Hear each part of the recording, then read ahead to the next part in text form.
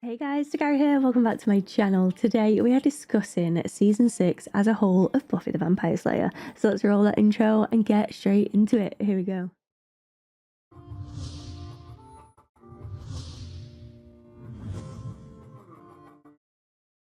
As always, I'm going to discuss what I thought of season 6 as a whole, what I liked, what I didn't like. You guys know the jam at this point, surely. So let me dive into my notes real quick. Oh yeah, the rating. So we've got the rating of a season, and I am going to give this one a 9 because overall, cracking season, really good season, some really high highs, some really low lows. It was just all around a brilliant season. It's just there were a few things, mainly in one singular episode, that really tainted my enjoyment. But like I say, this is an overall rating, and I believe it deserves a 9, so I'm going to give it that. And next is my favourite episode and why. And this one I found really difficult to pick because there were a lot of amazing moments, but they were spread quite thoroughly throughout the episodes. So for that reason, I am going to give 607 my favourite episode of the season because it was a musical episode. And for those that know me, you know that, musicals just aren't my jam. They're not something that I would look forward to, etc. It's not that I hate them or despise them in any way. It's just that it's not something that I hunt out for either. So to really enjoy a musical episode like this, it just felt good. And I think a lot of that had to do with how the original songs were played into the episode and how it also had a knock-on effect on what was coming in later episodes. So they spoke about how Buffy wasn't at all happy with, being brought back. That was underlying for quite a few episodes there, and it finally got brought up in this one, and Willow had that shock moment of, oh shit, I've done something wrong. And we also had the big Spike and Buffy kiss in there as well, which also had follow-up from it later on. And I just really enjoyed listening to some of the songs, and some of the songs are really catchy. I loved Spike's song, what was it, Let Me Rest in Peace. I really liked that. And I also liked Let Me Walk Through the Fire, Let It Burn. That was, yeah, it still gets stuck in my head. But one that I was really surprised at was Tara's song in there, and how amazing her voice is, by the way. So yeah, I was very fond of quite a few. So that's my favourite episode. So leading on from that quite well is Tara. And Tara is taking my crown as my favourite character in this season. And it hurts to say it, it does. The loss of her really emphasised how much I cared for her. And it's like whenever they say, you don't know what you've got until it's gone. Definitely so. I knew she was great, don't get me wrong, but I didn't realise the connection I had until they took her away from me. And I say me. Willow. Of course, Willow. But also me. But yeah, seeing them getting back together and getting happy and settled and overcoming so much and then them ripping it apart was... yeah, it just wasn't fun. It wasn't enjoyable. So Tara does hold my crown. I feel like everyone needs a friend like Tara. I remember a viewer saying this in one of my comments, and it's so true. You have that person that you can confide in, you can open up to. Trust. There's that loyalty. There's that no judgment as well. And they also give it to you straight. Tara was happy to say what she thought Buffy should do and how to handle things. But it's not an order. It's a, this is my thoughts. Do with them what you wish, I have heard that Amber had other commitments behind the scenes on different jobs and stuff. And it does make it easier to handle that, knowing that.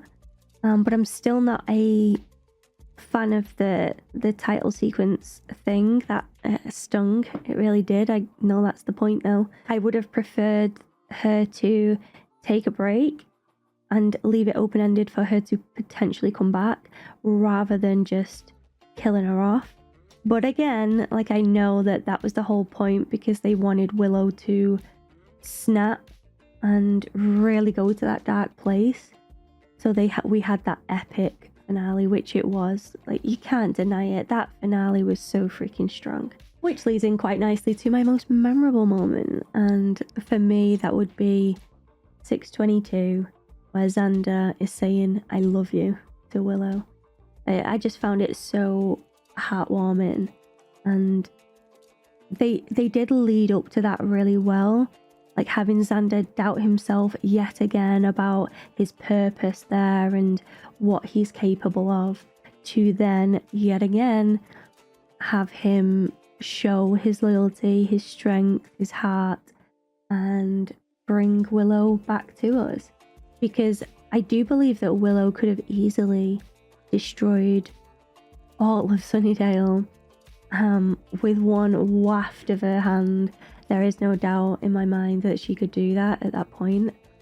I'm just so relieved that Xander was there to talk her down and be like, you know, I'm going to be here no matter what.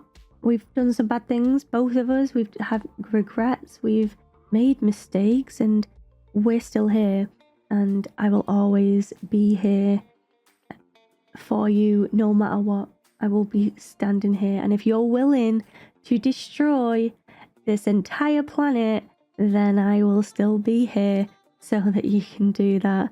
And it was that realization for Willow that she may have lost Tara, but she hasn't lost everything. There's still so much more to live for, and she has family. She has these friends that are the best friends you could ask for, you know? And again, this is why I love this show, because it's not all plain sailing, and they show the struggles that these friends have and how sometimes life just gets a little bit too much and you get distracted and you end up getting lost within yourself and your own struggles, that you can't see what other people are going through and what's going on around you. And talk about relatability, like, I feel like everyone's been there at some point. They have to have been, right? But it's that solid friendship that you need. You need that person to be there to say, hey, look, we're here, we can help. If you are happy for us to do that, we're here, and we will always be here no matter what. And I don't know, it warmed my heart. It really did. I loved that scene so much. Just hearing Xander say, I love you, over and over again, and seeing that little bit of Willow coming back, and because you could see that she was trying to fight this anger and live through that anger. But yeah, the emotion, the sadness and the love came through, and yeah, it was just a really, really nice scene. The hair slowly turning back red. I was like, yes, there she is, there she is.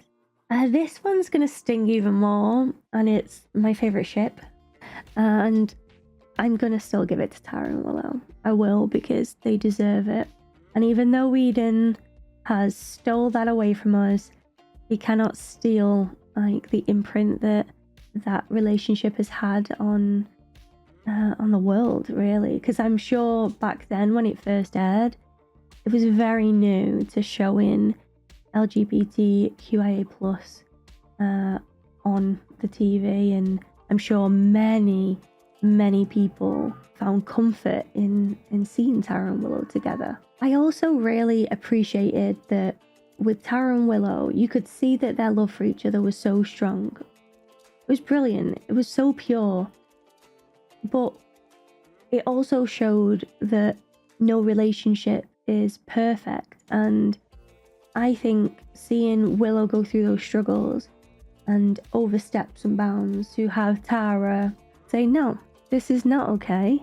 You've violated my trust and my privacy and personal space, my body, because she literally manipulated her mind with magic. And for her to say, no, this is not okay, and because of that, I'm gonna have to take a step back. But no, you know, I still care. Because she did. She was still checking in. She was still watching. She was still hoping for the best for Willow. Even though she couldn't physically be there to carry her through it, you know? And I just, yeah, I appreciated seeing that on the screen. And then, you know, moving forward from it as well, having that time, being that healer and getting back together and just the happiness. And why did you have to destroy it? It's so cruel. I know some people may have thought I was going to choose Spike and Buffy, which, you know, I've said it many times before, my eyes approved. It's just my mind, not so much. So I couldn't give it to Spike and Buffy. I've enjoyed seeing the journey with those characters. They've triggered some real strong debates and morals and a bit of everything, really. Just a lot of heavy topics there. So I definitely appreciate them exploring that relationship, but I never would have shipped that relationship. They're very, very different things, in my opinion. Like, I wouldn't want it to be removed from the show. Like, I did enjoy it. It's just that, you know, I don't think they're the best couple. There's some issues there, guys. The last one is predictions and desires for next season. And I'm going to find this one quite hard to do, I think, because it's the final one. So I've got very mixed feelings. Like, I'm so hyped to see how it all ends and how they get on following the events of season 6 and how the characters are going to advance, etc. But it scares me because I am literally not willing to say goodbye to the show. I'm just not. I'm not ready to finish it completely and never see a fresh episode. It hurts my heart, guys. I cannot express how much I've loved watching this show. Like, I really can. It's been a favourite of mine, for sure. These characters are insane. I cannot believe that I haven't watched this show before. It just seems very me. And I probably missed out quite a lot by not watching it when it aired, to be honest. But then, like I've said in the past, I wouldn't be here today. I wouldn't be watching these reactions with you and giving you that authentic view. I mean, rewatches are great. They really are. But it is different. It is a different feeling to watching for the very first time. So I'm glad that I got to experience that with all of you, and maybe rewatches with all of you as well. That'd be nice. I did rewatch an episode of Supernatural, which was a lot of fun, because that obviously has a special place in my heart, that show. You would never have guessed that I'm a Supernatural fan, right? Never have guessed it.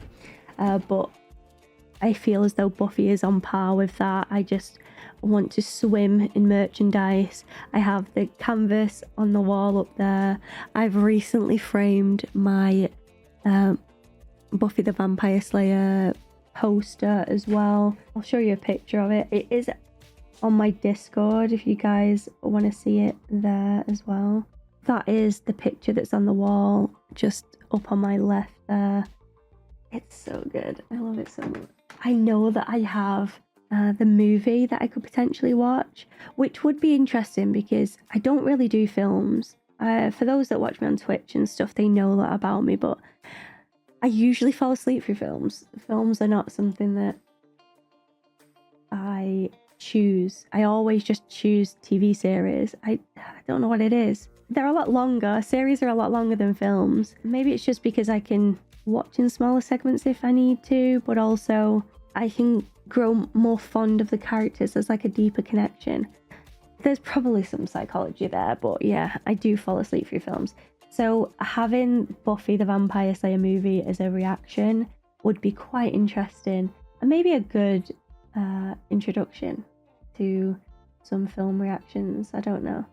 I've heard mixed things about the movie, to be honest, so just for that reason alone, I'm kind of intrigued. And yeah, I'm going to quickly go over a few extra points that obviously didn't fit into my schedule or my routine that I do on Dakara Discusses, because there are so many more huge moments in this season.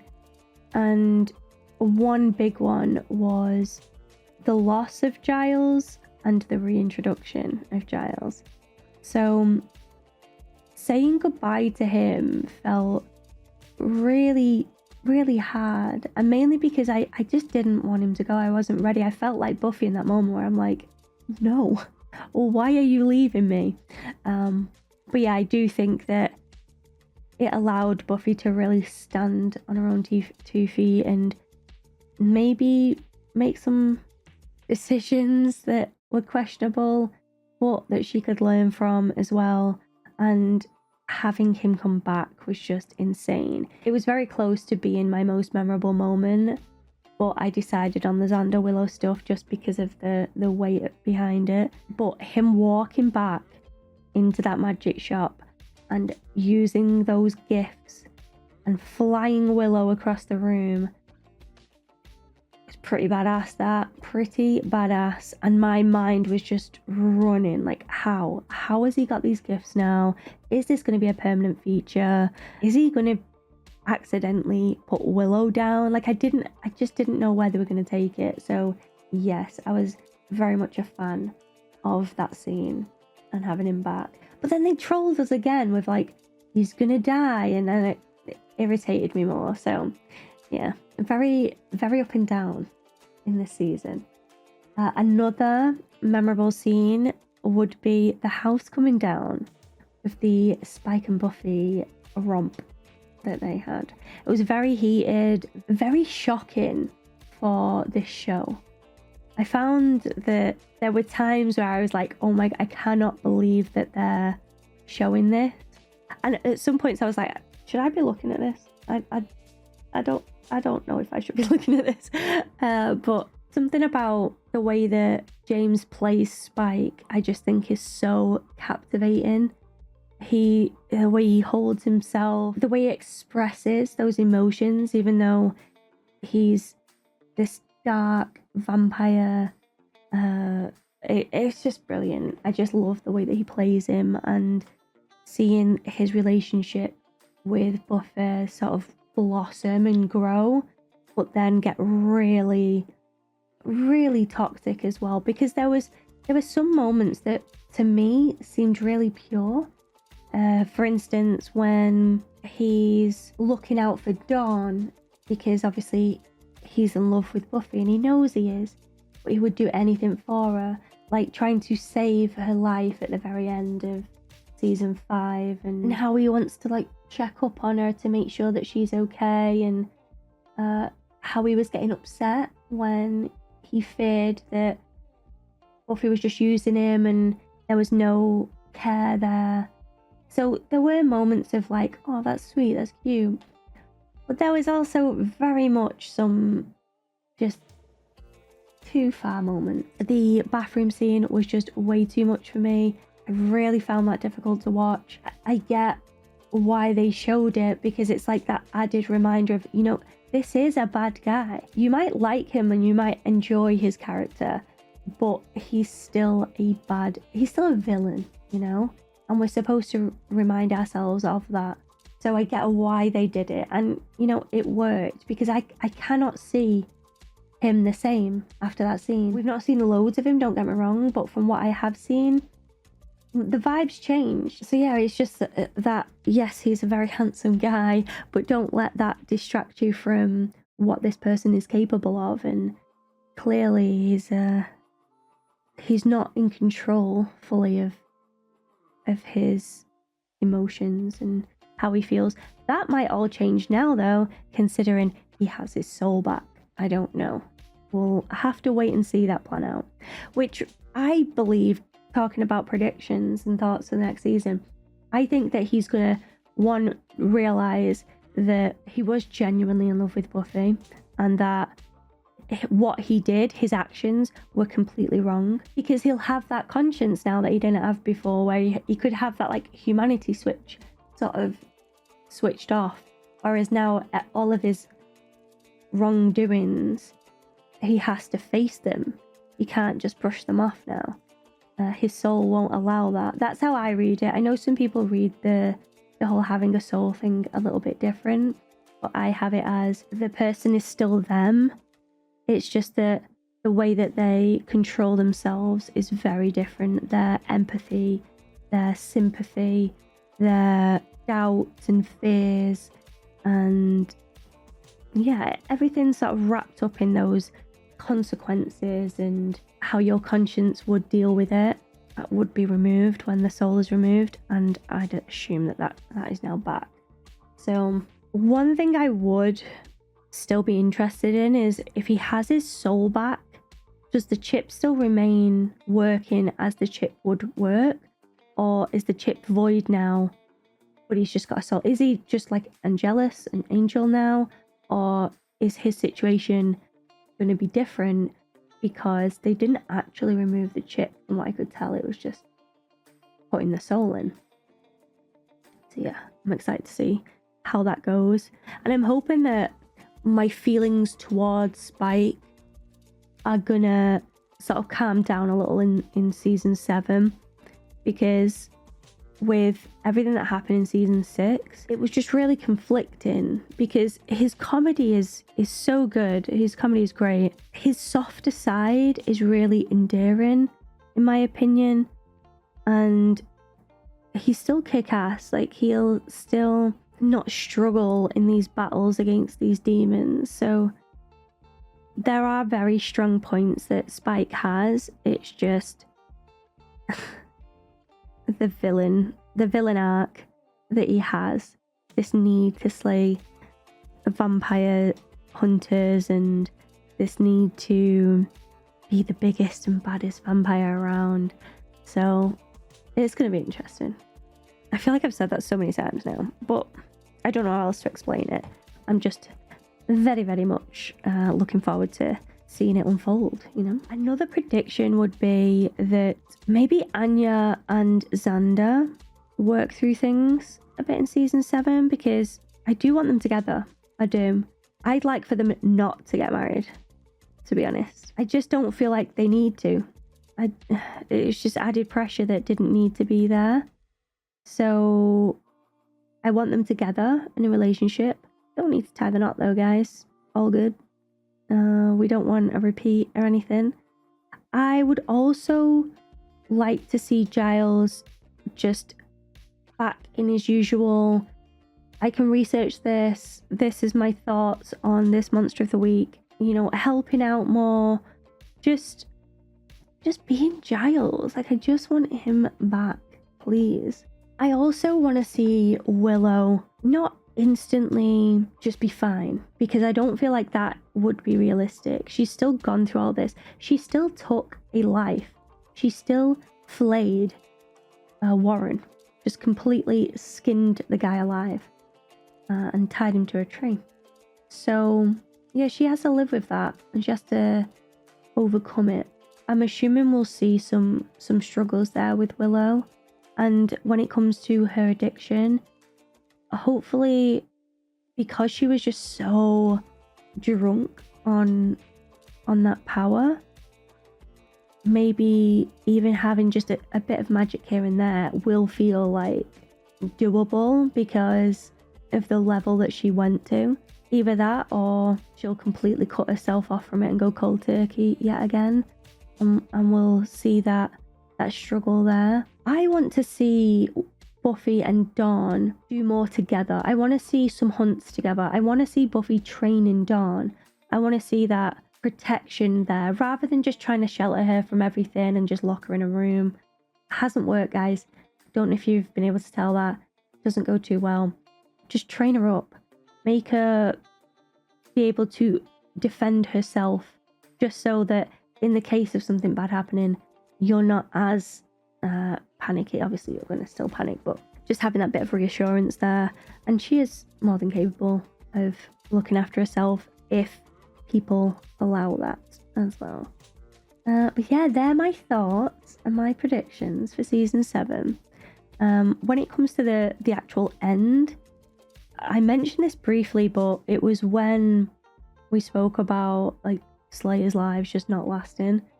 I think I could be content with Buffy ending her Slayer side.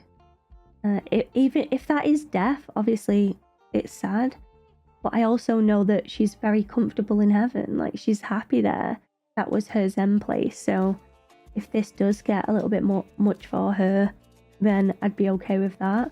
But also, she did have that realization in the finale of season 6 where she was just like, no, I actually want to live. I want to survive. I want to protect. So hopefully she gets that wish. I would like for her to get that wish. I want more crossovers as well. Like, I just want to see more. And also that reminds me, like, Angel ended in such a wild way that last season as well, with Cordelia floating up into the sky while Angel was sinking into the ocean. So yeah, I kind of want to know what's going on there as well. So I'm going to finish filming this, and then I'm going to get stuck into season 7, episode 1 of Buffy, and check in with my watch list. I will put my watch list here right now for season 7 and of Angel as well. So have a look-see there. I just want to thank you all for taking the time to watch my journey with this show and share your thoughts and opinions. It means a lot. It really does mean a lot. And I've gotten to know quite a few of you guys now, especially over on Patreon. Like, I can't thank you enough for your messages and just sharing your experiences with things, and those that have sent me stuff in my PO box as well. Like, you guys are insanely generous. I'm so freaking lucky that you've stumbled across my content, and having those like awesome tarot cards and the Castiel like stained glass and the canvas of Buffy there, like so much. I've got that awesome photograph of Jensen Ackles as well. Guys, you're insane. Okay, I'm very, very, very lucky gal indeed, and I just can't thank you enough. Okay, I'll leave it there. Don't forget, guys, my links are in the description of this video, so if you're wondering about any of my other platforms, then check it out. Please have a look at my website, guys. If you ever struggle finding any video, that is just one click and you will find everything that you're looking for. Please check it out. Worked very, very hard on it, as has Angel Dove. Massive shout out to Angel Dove for all the help with that website. Okay, guys, it's been an absolute pleasure. I'm gonna get stuck into a new season. Thank you all for watching, and I hope to see you for the next one.